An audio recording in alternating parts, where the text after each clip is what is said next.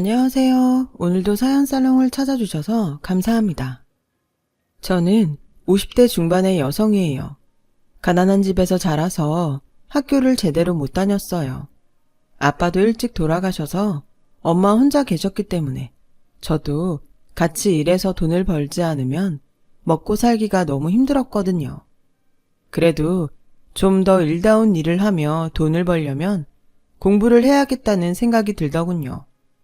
저는 낮에는 엄마와 함께 농사일을 하고 밤에는 공부를 해서 고등학교 검정고시까지 합격을 하고 좀 더 욕심이 생겨서 대학을 가고 싶었죠. 하지만 공부 양도 그렇고 학비도 감당할 수 없을 것 같았어요. 그런 저의 걱정을 눈치챈 엄마가 어느 날 제게 통장 하나를 내미셨어요. 이거 네 앞으로 들어뒀던 적금이다. 돈은 많지 않지만 네가 전문대 1년은 다닐 만한 학비는 될 거야. 네가 열심히 하면 4년대 대학은 몰라도 전문대는 갈 수 있지 않겠니? 그러니까 한번 해봐. 이것밖에 못해줘서 미안하다. 저는 엄마의 마음이 느껴져서 통장을 들고 한참을 울며 고맙다고 했어요. 그날부터 마음 먹고 공부를 시작해서 1년 후 전문대에 들어가게 됐어요. 엄마는 잘했다며 너무 좋아해 주셨고 저도 엄마에게 감사하다며 감격의 눈물을 또 한 번 흘렸죠. 대학 생활은 아르바이트를 하며 공부를 하느라 힘들긴 했지만 졸업하면 더 나은 직장에 취직할 수 있다는 생각에 행복했어요. 그리고 드디어 졸업을 했고 저는 대형 병원 원무과에 취직을 하게 됐죠. 첫 월급을 타던 날 엄마 선물을 사고 삼겹살을 잔뜩 샀어요. 엄마, 많이 먹어. 지금은 삼겹살이지만 나중에는 소갈비 사줄 수 있게 돈 열심히 벌게.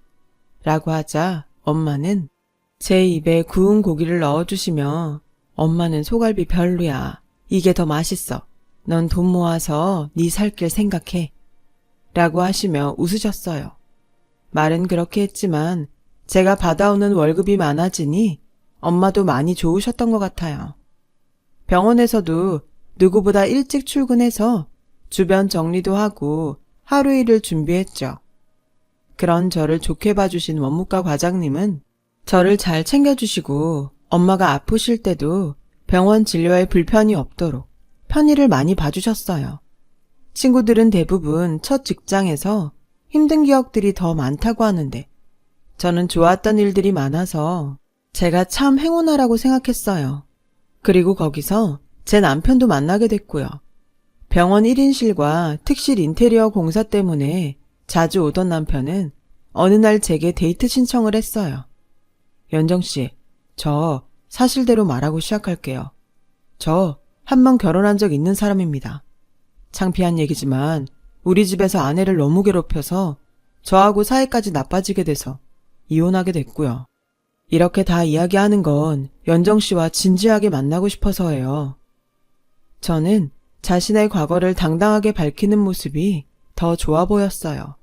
하지만 남편은 인테리어 업체 사장이었기 때문에 저와는 어울리지 않는다는 생각이 들었죠. 저는 그런 과거 따지지 않아요. 그치만 제가 사장님에 비해 너무 많이 딸리는 것 같아 걱정이에요. 딸리긴요. 연정씨가 자기 일을 못하는 것도 아니고 어디 하나 빠지는 게 없는데 왜요? 저는 직책 같은 것보다 자기 위치에서 맡겨진 일을 잘하는 게 제일 좋은 거라고 생각해요. 그게 이유라면 저는 말도 안 된다고 생각해요. 적극적인 남편의 대시로 저는 결국 사귀자고 했고 그게 결혼까지 가게 됐어요. 결혼 날짜를 잡고서 남편은 제게 다짐하듯 말했어요. 나 본가 식구들이 우리 결혼 생활에 끼어들게 할 생각 절대 없어. 그러니까 내가 우리 가족 초대하지 않는다고 섭섭하게 생각하지 마. 무슨 말인지는 잘 알겠어. 그래도 결혼인데 부모님들을 뵈야 되지 않아? 그렇게 단순한 문제가 아니야. 우리 부모님이지만 정말 욕심도 너무 많고 남들 진짜 힘들게 하는 사람들이야. 나 전 같은 일 또 되풀이하고 싶지 않아. 그러니까 우리끼리 조촐하게 하자. 저는 알겠다고 했고 그런 남편의 생각을 엄마에게도 말했어요. 그러자 엄마는 솔직히 말하면 부모를 결혼식에 안 부른다니 왜 그렇게까지 하나 싶지만 오죽하면 그럴까 하고 이해하기로 했다. 나는 우리 딸만 행복하다면 결혼식에 물만 떠놓는데도 좋으니까 편한 대로 해. 라며 좋게 생각해 주셨고 남편은 엄마에게 큰 절을 하며 장모님, 여러 가지로 마음에 안 드시는 게 많을 텐데 이렇게 이해해 주셔서 정말 감사합니다. 하나밖에 없는 딸, 더 많은 사람들 초대하고 시부모한테 사랑받는 모습도 보고 싶으셨을 텐데 제가 부족해서 이것밖에 안 되네요. 죄송합니다. 괜찮아. 그만큼 둘이서 행복하게 살면 돼. 절대 우리 연정이 힘들게 하지 말고 연정이 부모 잘못 만나서 지금까지 한번 펴보지도 못하고 일만 죽어라 한 애야. 그러니까 자네가 책임지고 편하고 행복하게 해줘야 돼. 그렇게 저희는 조촐하지만 아주 행복한 결혼식을 올렸어요. 남편은 교회의 전원주택을 직접 인테리어해서 정말 동화 같은 집을 꾸몄어요. 와, 내가 정말 이런 집에 사는 거야? 너무 꿈 같아. 라며 좋아하자 남편은 그럼 이 집이 당신 집이야. 오늘부터 쭉 살 거야. 라며 흐뭇한 얼굴로 웃었어요. 저희는 정말 행복하게 지냈어요. 남편은 시댁에서 오는 연락을 철저히 차단했고 저희가 사는 데가 어딘지도 절대 알려주지 않았죠. 한 번인가 시어머니와 신우가 동네에 와서 저를 찾은 적이 있는데 그것도 길가에서 만난 거였어요. 시댁에서는 저희가 사는 동네까지는 알았지만 집은 알지 못했던 것 같아요. 네가 우리 아들 꼬여내서 집하고 인연 끊게 만든 그 여우냐? 라며 길거리에서 소리를 지르는데 어찌나 민망하고 놀랐는지 몰라요. 남편한테 전화를 하니 남편은 자기가 오겠다며 절대 집에 들이지 말라고 하더라고요. 제가 근처 카페라도 가자고 하니 신우는 야, 우리가 카페 나가려고 여기까지 온 줄 알아? 당장 집으로 가. 앞장서. 얼마나 잘해놓고 사나 좀 보자. 라며 다짜고짜 반말로 소리를 지르더라고요. 지나가던 사람들이 다 쳐다보고 집집마다 다 창문 열고 내다보는데 정말 너무 창피했지만 버틸 수밖에 없었어요. 집에 가는 건 제 마음대로 할 수 있는 게 아니에요. 그 사람이 근처 카페로 모시라고 했거든요. 라고 하자 두 사람은 막무가내로 저를 붙잡고 흔들며 남자 하나 완전 헐려놓고 멀리 마음대로 못해? 그걸 변명이라고 해? 얼른 가자고. 빨리 앞장서. 라고 하는데 남편이 왔어요. 그만하세요. 이게 대체 뭐 하는 짓이에요?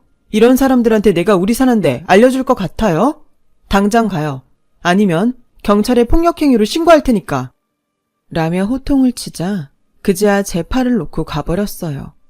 저한테 나중에 두고 보자는 말도 있지 않았죠. 남편은 안 되겠다며 당장 집을 내놨어요. 저는 꿈에 그렸던 집을 파는 게 너무 아까웠어요. 우리 그냥 여기서 살면 안 돼? 당신이 오늘 그렇게까지 말했으니 어머니는 아가씨도 안 올 것 같은데. 당신이 몰라서 하는 소리야. 이 동네까지 찾아왔으니 다음엔 우리 집으로 올 거야. 라며 결국 집을 팔았고 저는 아쉬워하며 이사를 해야 했어요. 새로 이사한 아파트도 남편이 정성껏 꾸며서 정말 예뻤어요. 제가 너무 아쉬워하니 남편이 더 신경 쓴 것 같더라고요. 저는 그런 남편 마음 씀씀이가 너무 고마웠죠. 이렇게까지 안 해도 되는데 고마워. 라고 하자 남편은 아니야. 다 우리 집 때문에 이렇게 된 거잖아. 당신만큼은 상처받게 하고 싶지 않아. 라며 제 등을 쓰다듬어 줬어요. 저희는 아파트로 이사하고 1년 정도 행복한 신혼생활을 했죠. 그러던 어느 날 남편이 심각한 얼굴로 제게 의논할 게 있다고 하더군요. 그런 모습을 처음 보는 거라 굉장히 긴장했어요. 사실 이혼한 그 사람한테서 연락이 왔어. 재혼해서 뉴질랜드 가는데 남자가 아이를 싫어한다고 재현이를 데려가라고 하네. 그 사람이 보육원에서 자라서 가족이 없어. 사실 엄마랑 사는 게 낫겠다고 생각해서 데려오고 싶어도 참고 있었거든. 재현이 우리랑 같이 살면 안 될까? 그런 걸 뭘 그렇게 고민하고 그래. 당연히 데려와야지. 당신 딸이잖아. 아빠가 이렇게 있는데 그런 걔가 어디 가겠어? 내가 그것도 이해 못할까봐? 라고 하자 남편은 내 손을 꼭 잡고 고맙다는 말만 계속했어요. 그렇게 저와 남편은 딸을 데려왔어요. 딸아이한테는 엄마가 아파서 치료받으러 멀리 갔다고 했죠. 내년이면 초등학교에 들어갈 나이인 아이는 자꾸 우리 눈치를 보더군요. 재현아, 이제 여기가 네 집이고 우리 집이야. 그러니까 마음 편히 가져. 하고 싶은 거 하고 갖고 싶은 거 있으면 말해. 라고 하자 아이는 눈물을 글썽이며 고개만 끄덕였죠. 아이는 순하고 성품이 밝아서 볼수록 정이 들고 예뻤어요. 저는 상처받지 않게 조심하면서 아이를 대했고 아이도 내 마음을 알아줬는지 어느 날 제 손을 잡고 친구들에게 가서 우리 엄마야, 이쁘지? 하는데 정말 눈물이 나더군요. 저는 딸아이를 제가 낳은 것처럼 정성을 들였어요. 정말 이 아이가 어찌나 예쁘던지요. 핏줄은 아니었지만 진심으로 딸이라 생각했고 우리 딸도 그걸 알았는지 엄마 엄마 하며 세상 사랑스러운 표현을 다 했죠. 그렇게 시간이 지나 저도 아이를 갖게 되었고 연년생을 아들 둘을 낳았어요. 집에 아이들이 많아지니 갑자기 시끌벅적해지더라고요. 딸아이는 어린데도 제가 아들들 때문에 쩔쩔매면 옆에서 곧잘 도와주곤 했어요. 아이들이 자라고 나서도 딸아이의 엄마가 다른 사람이라고 말하지 않았습니다. 정말 제 딸이었으니까요. 아이들도 누나를 잘 따랐죠. 아이들이 한참 자랄 시기에 정말 정신없었지만 참 행복한 시간이었어요. 그런데 딸아이가 대학에 다니고 아들들이 중학교에 갈 무렵 남편 몸에 이상이 생겼어요. 자꾸 마르고 헛구역질하는 남편을 데리고 병원에 가니 의사가 위암 3기라는 거였어요. 순간 정말 눈앞이 아찔해졌어요. 수술을 해봐야 정확히 알겠지만 예후가 좋지는 않을 것 같습니다. 라는 의사의 말에 저는 남편 몰래 펑펑 울고 말았어요. 그런 중에도 남편은 자기 때문에 내가 고생한다며 자꾸 미안하다고만 했죠. 우리 가족은 순식간에 슬픔에 빠졌고 남편은 그 어려운 수술을 하게 됐죠. 수술은 했지만 앞으로 항암 치료가 중요합니다. 마음 단단히 먹어야 될 거예요. 의사는 이 말만 하고 다시 수술실로 들어가더군요. 저는 남편 병간호를 하면서 힘든 날들을 보내게 됐어요. 딸아이가 학교 휴학을 하며 많이 힘이 돼줬죠. 하지만 남편의 상태는 점점 나빠졌어요. 아무래도 안 되겠다 싶어서 시댁에 연락을 했어요. 아들이 죽는 것도 모르면 안 되니까요. 그런데 시어머니는 연락을 받자마자 하는 말이 아들들을 데려간다는 거였어요. 네가 오죽 잘했으면 내 아들이 병에 걸리겠냐. 네가 재현이 걔한테만 신경 쓰고 네 남편은 쪽쪽 빨아먹으니 그렇지. 내 손자들까지 그렇게 되게 둘 수 없다. 어머니, 그게 무슨 말씀이세요? 지금 그 사람 아픈데 한마디 위로라도 해주셔야지. 다짜고짜 애들을 데려간다니요. 나 안 보고 산다는 놈은 나도 필요 없어. 그리고 기집애도 필요 없다. 손자들은 얘기가 달라지지. 걔들은 우리 핏줄이야. 라며 무조건 집에서 애들 짐을 빼서 아이들을 데려갔더군요. 저와 딸아이가 다 병원에 있고 바쁠 때 갑자기 벌어진 일이었어요. 시어머니는 아이들을 데려간 뒤 연락을 끊어버렸어요. 저는 아이들을 데려오기 위해 백방으로 수소문했고 결국 변호사를 대동해서 남편이 낳으면 다시 돌려보내겠다는 각서를 받았어요. 그때는 그 정도로 만족해야 했어요. 일단 남편 때문에도 너무 힘들었고 돈도 점점 바닥나고 있었거든요. 딸아이가 아르바이트로 생활비를 보탰는데 그게 또 제 옛날 모습을 보는 것 같아 얼마나 마음이 아팠는지 몰라요. 집안 형편은 점점 어려워지고 남편도 갈수록 나빠지기만 했죠. 그렇게 1년 정도를 버티고 있는데 갑자기 딸아이 친이모라는 분이 불쑥 저를 찾아왔어요. 딸아이 친모와 어릴 때 보육원에 버려지면서 혼자 미국으로 입양됐다더군요. 언니를 찾았는데 몇 년 전 뉴질랜드에서 사고로 죽었다고 해요. 그러면서 언니 대신으로 잠시만 딸과 살 수 있게 해달라는 거였어요. 대신 우리 집 병원비와 생활비를 보태주겠다고요. 저는 아무리 사정이 어려워도 돈 때문에 아이를 보내는 것 같아 거절했어요. 하지만 그분은 포기하지 않고 매일 찾아와 간청하더군요. 그 모습을 본 딸이 나섰어요. 엄마, 나 이모하고 살다가 올게. 영영 이별하는 것도 아니고 몇 년만 살다가 오는 거잖아. 그래, 우리 딸 마음이 그러면 그렇게 해. 근데 나 돈은 안 받을래. 꼭 너하고 바꾸는 것 같아. 그런 말 하지 말고 받아. 우리 형편 생각해서 도와주려는 거니까. 딸은 어른스럽게 저를 위로했고 얼마 후 친이모와 미국으로 떠났어요. 솔직히 딸의 친모가 보내준 돈이 적지 않아서 큰 도움이 되었죠. 저는 남편의 간호에 더 정성을 쏟았고 아들들한테도 연락을 하며 지냈어요. 그런데 처음에는 자주 오던 아들들 연락이 점점 뜸해지더니 끊어지더라고요. 저는 남편 병간호를 하며 마트 캐셔로 아르바이트를 하느라 바빠서 이른 아침엔 이른 대로, 밤이면 늦은 대로 신경을 많이 못 쓰긴 했어요. 종종 연락을 해보았지만 돌아오는 답은 없었습니다. 몇 년 후 남편은 결국 암이 온몸에 퍼져 세상을 떠났어요. 그 사이 아들들은 대학교에 들어가 저도 모르게 군대에 갔더군요. 그런 것도 하나 챙겨주지 못한 게 너무 안타까웠어요. 이제부터라도 그동안 못한 것까지 다 해줘야겠다고 생각했는데 애들이 저한테 오지 않겠다고 하더라고요. 이건 우리가 스스로 결정한 거니까 할머니한테 각선이 어쩌니 그딴 말로 협박하지 마. 라고 큰아들이 말하자 작은 아들도 퉁명스럽게 엄마, 누나 우리 친누나 아니라며. 도망간 아빠 전부인 딸이라며. 근데 어떻게 우리는 뒷전이고 남의 딸만 챙겨? 같은 여자라서 그런 거야? 그런 말도 안 되는 소리가 어딨어. 난 너희 차별해서 키운 적 없어. 라고 하자 큰아들이 코웃음 치며 우리도 이제 알 거 다 아니까 그만해. 할머니한테 다 들었어.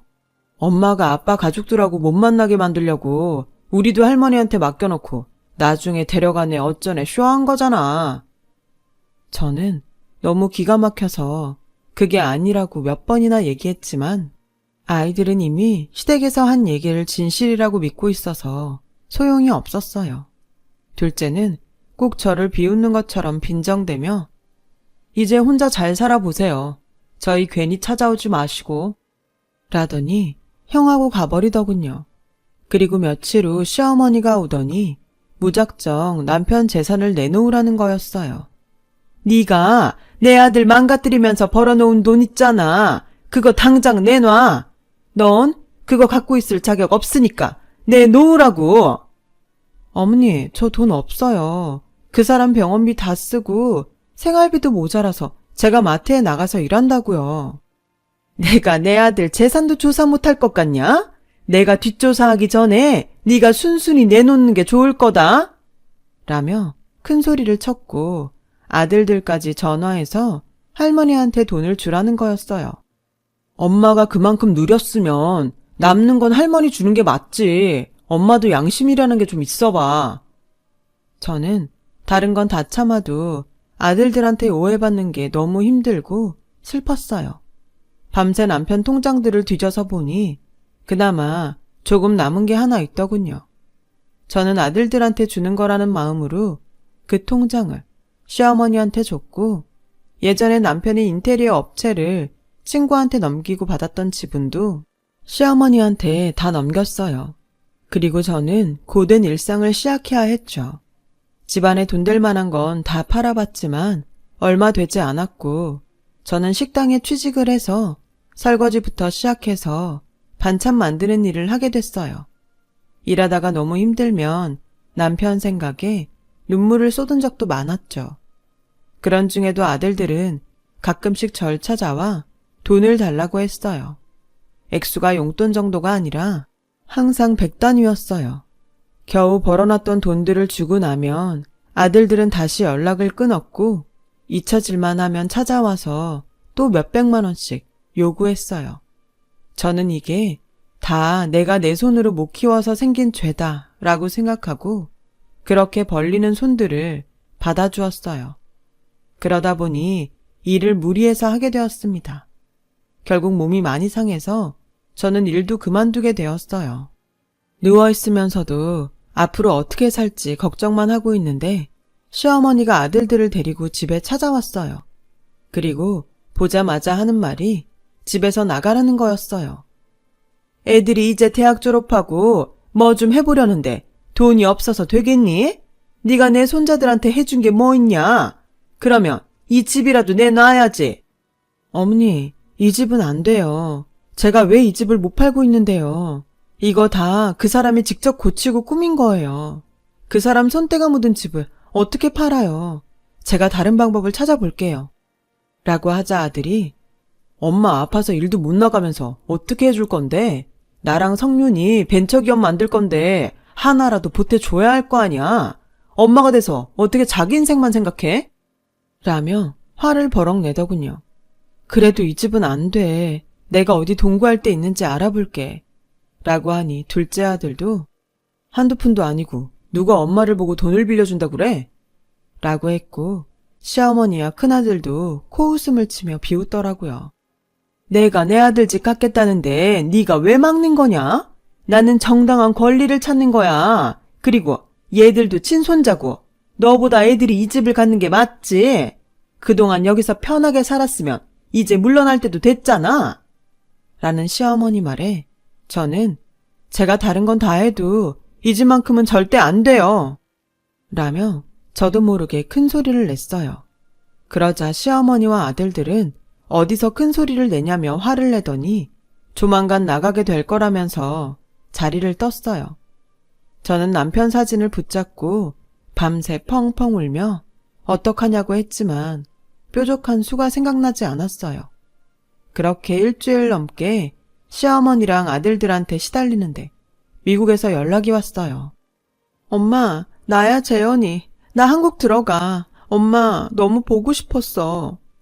라는데 그냥 눈물만 쏟아지더라고요. 재현이는 왜 울기만 하냐며 무슨 일이 있는지 물어봤고 저는 그동안 쌓였던 게 터져 딸한테 모든 걸 다 털어놓았죠.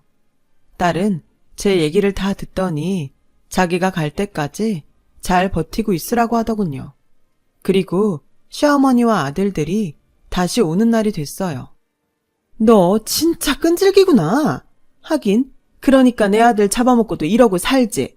내가 오늘은 짐 챙겨놓고 있으라고 했는데 뭐 한 거야?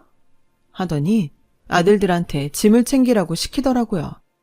애들이 제 짐을 챙겨서 막 거실에 내다 놓는데 딸아이가 들어왔어요. 안녕하세요, 할머니. 아니, 저한테는 할머니도 아니죠. 이선자씨. 저는 오늘 신연정시 법적 대리인으로 왔어요. 라며 딸의 명함을 내밀었어요. 딸은 미국에서 공부해서 국제 변호사 자격증을 땄고 한국의 대기업 법무팀에 취직을 했던 거였어요. 제가 이렇게 어려운 처지가 되자 딸이 그걸 알고 회사에 말해서 출근 날짜를 미루고 제 변호를 맡았어요. 이선자 씨는 이 집에 대해 아무 권리가 없어요. 이 집은 아빠, 김상우 씨 명의니까 상속인하고 자녀들한테 권리가 있고요.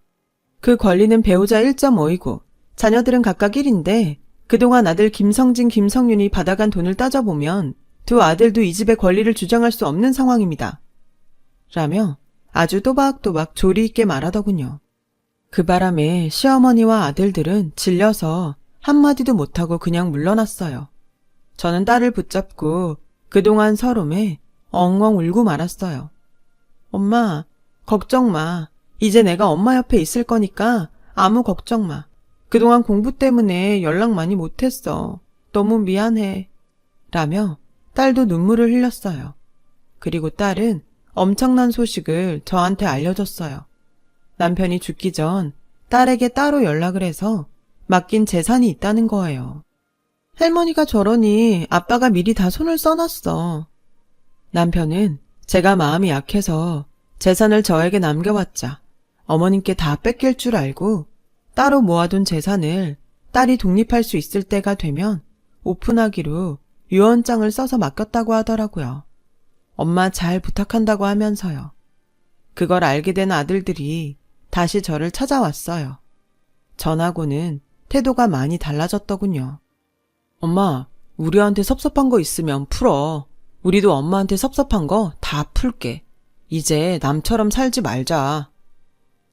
나는 우리가 그냥 남처럼 사는 게 좋을 것 같아. 너희도 내가 제대로 돌봐주지 못해서 섭섭한 게 많겠지만 난 그래서 내 힘을 다해서 너희가 해달라는 돈 다 해줬어. 그런데도 너네는 할머니랑 와서 이 집까지 뺏으려고 했잖아. 나 그건 절대 용서 못해. 이 집에서 날 끌어내려고 내 짐까지 쌌던 거 난 평생 잊지 못할 것 같다. 난 그런 친아들보다 내 딸 재연이가 더 좋아. 그러니까 너희도 너희끼리 행복하게 살아. 니네 할머니랑 오손도손 살면 되잖아. 라고 냉정하게 말하고 끊어버렸어요. 내가 키우지 못해 벌어진 일이었지만 할머니와 한통속이 돼서 저를 괴롭혔던 걸 생각하면 다시는 보고 싶지 않았죠. 그러자 아들들도 더 이상 저한테 오지 못했고 시댁에서도 더는 저를 괴롭히지 않게 됐어요. 그 이후 저는 딸의 보살핌을 받으며 잘 살고 있어요. 딸이 결혼도 해서 사위도 생겼고요. 딸은 해외 출장을 갔다 와서 좋은 데가 있으면 휴가 때 꼭 저를 데리고 간답니다. 그냥 제가 행복한 것만 생각하며 살려고 합니다. 이제 이렇게 마음 좀 편히 살아도 되는 거죠? 제 사연 들어주신 분들 모두 감사합니다. 다들 행복하시고 건강이 최고입니다. 건강하세요. 여러분, 사연 댓글에 응원과 현명한 조언 부탁드려요. 좋아요와 구독은 저에게 큰 힘이 됩니다. 오늘도 좋은 일 가득하세요.